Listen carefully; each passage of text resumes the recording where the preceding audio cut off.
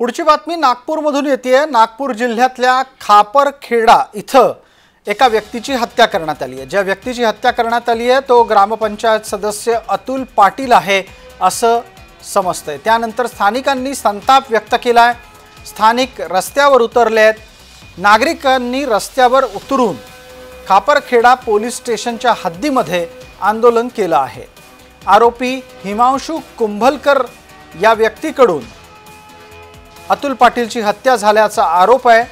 कुंभलकरला राजकीय वरदहस्त प्राप्त असल्याने त्याला वाचवलं जात आहे असा आरोप केला जातोय।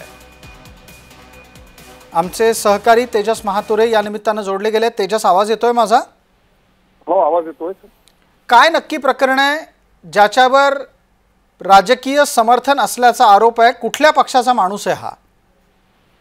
नक्कीच बघितलं असेल तर नागपूर जिल्ह्यातील पिवळा डंग बंगला येथील ग्रामपंचायत सदस्य आहे आणि या भाजपच्या सदस्य असल्याची जी माहिती आहे ती समोर येत आहे। आणि खापरखेडा पोलीस स्टेशनची हद्दीतील घटना आहे।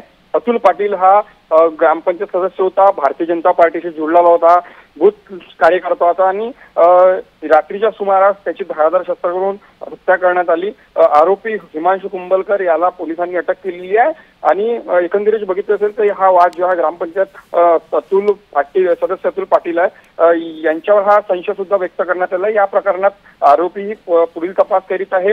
मात्र जर बघितलं असेल तर या संपूर्ण संदर्भानं या गावातले सरपंच आहेत यांच्यावर प्रश्नचिन्ह उपस्थित होत आहे की यांनी हा संपूर्ण खून प्रकरणाला हात लावला का याचा सुद्धा तपास हे पोलीस करत आहेत।